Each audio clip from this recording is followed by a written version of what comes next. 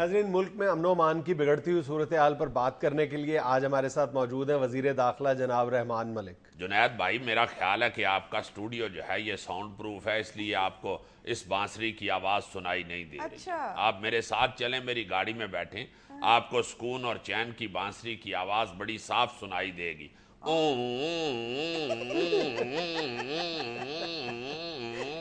ملک صاحب، یہ بانسری نہیں، آپ کی گاڑی کا ہوٹر ہے۔ واقعی میں بھی کہوں کہ میں نے کئی دفعہ کوشش کی ہے اس بانسری کے ساتھ وہ گانا گانے کی، او ونجلی والڑیا، وہ نہیں گایا گیا مجھ سے، چونکہ ایک دفعہ ٹوں کے بعد پھر آ جاتا ہے، اس میں گانے کا پوز آتا ہی نہیں ہے۔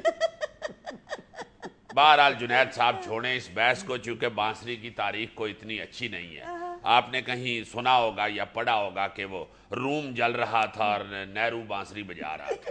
ملک صاحب، روم نہیں جل رہا تھا، روم جل رہا تھا، اور نہرو نہیں، نیرو بانسری بجا رہا تھا۔ نیرو نہیں، نہرو، اس کا پورا نام جواہر لال نہرو تھا۔ اور یہ بھی میں آج آپ کو بتاتا چلوں کہ اسے نہرو کیوں کہتے تھے۔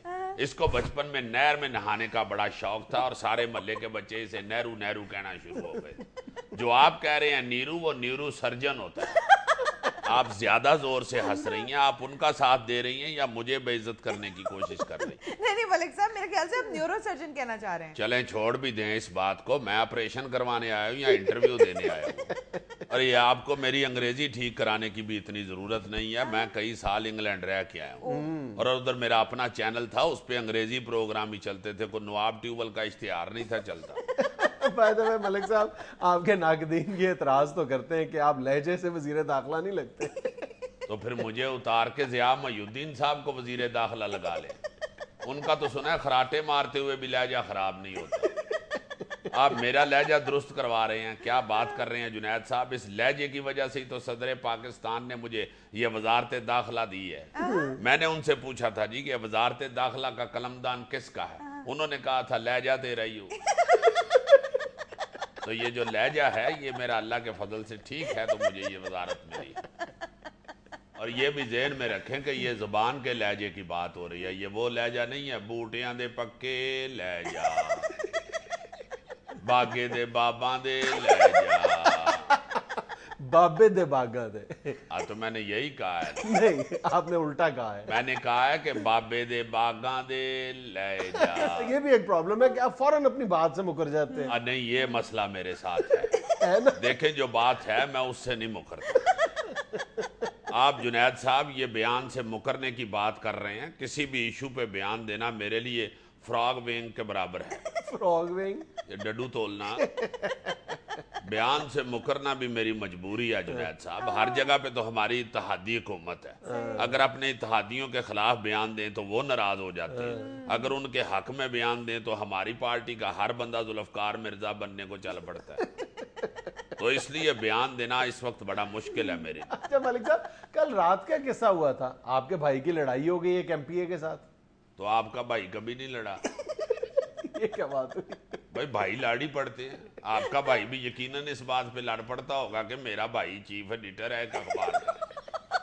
اب میرے بھائی کو بھی پتا ہے کہ میرا بھائی وزیر داخلہ ہے، تو خالد بھی لاڑی پڑتا ہے کسی وقت۔ اچھا ملک صاحب، آپ کو پتا ہے کہ کل پی آئی اے کی ایک پرواز صرف آپ کی وجہ سے تاخیر کا شکار ہوئی ہے اور مسافروں نے آپ کے خلاف احتجاج کی ہے۔ جنید صاحب، میں کہیں نہ کہیں قوم کی خدمت کر رہا تھا، اس لیے مجھے دیر ہو گئی، ورنہ میرے آگے کسی نے فلودے والا پیالہ تو نہیں تھا نہ رکھا ہوگا۔ آپ ہنس رہے ہیں، فلودہ کھانے میں بڑی دیر لگتی ہے۔ اچھا ہاں، اس میں پہلے تو چمچ کے ساتھ منہ میں فلودہ ڈالتے ہیں، پھر وہ جو سیوی لٹک رہی ہوتی ہے اس کو آہستہ آہستہ کھینچتے ہیں، اور وہ بڑی لمبی ہوتی ہے اور بڑی شرارتی بھی ہوتی ہے، جاتے جاتے پونچھ ناک پہ مار کے جاتی ہے۔ تو یہ لوگ بے صبر ہی ہو گئے ہیں، 2 منٹ اگر انتظار کرنا پڑ گیا تو اس میں کیا ضرورت ہے احتجاج کرنے کی؟ مجھے بڑی اچھی طرح یاد ہے، میں جب نارووال سے نکلا کرتا تھا اور بس کو ہاتھ دیتا تھا تو بس کی بریک لگتے لگتے کوئی آدھا میل بس آگے چلی جاتی۔ ہاں، اس وقت بسیں بھی ایسی ہوتی تھی، بریک سے کم اور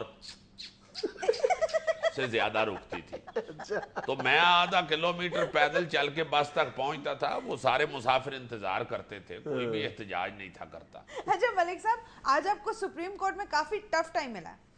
دیکھیں یہ اب آپ اپنے وعدے سے مکر گئے ہیں، آپ کا وعدہ تھا کہ اس طرح کا کوئی مجھ سے سوال نہیں کریں گے، बहरहाल कोई ऐसा भी टफ टाइम नहीं था, मेरा ख्याल है को 15-20 मिनट का टाइम था बस। मलिक साहब, आजकल आपके एक फैसले पर बहुत ज्यादा क्रिटिसिज्म हो रहा है कि आपने ये जो मोबाइल सर्विस बंद कर दी है ईद पे, हर ईद पे आप ये करते हैं। खुदा के वास्ते जुनैद साहब, आप तो पढ़े लिखे आदमी हैं माशाल्लाह, सीनियर सहाफ़ी हैं, आप तो इस बात को समझने की कोशिश करें, कुछ सिर्फ 2 घंटे के लिए मुझे भी ईद मना लेने दिया करें। क्या मतलब? आप लोगों को क्या पता है कि मेरे फोन पर 24 घंटे मेरे मुतल्लक किस किस किस्म के और कितने तारीफी मैसेज आते हैं।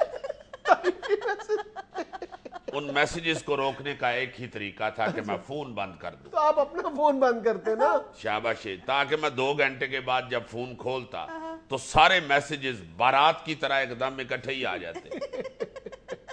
खुदारा इस बात को समझने की कोशिश करें, ये लॉ एंड ऑर्डर का मसला है, इसके लिए जरूरी है कि फोन बंद किया जाए। आपको क्या पता कि किस कदर ये सिमें बेचने वालों ने ज्यादती की है।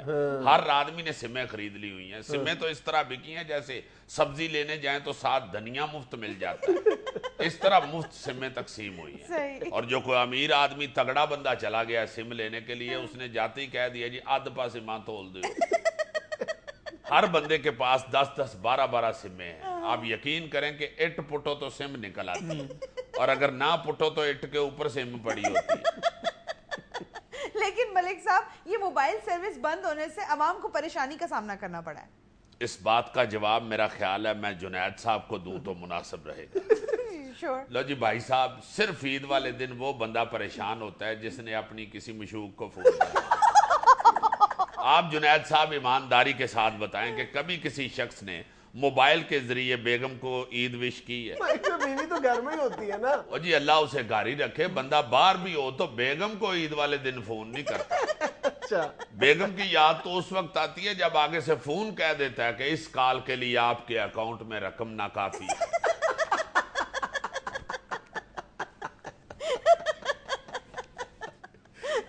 ये था आज का हस्बे हाल। खुश रहे, खुश रखें। आपसे मुलाकात होगी इंशाल्लाह कल। अल्लाह हाफ़िज़।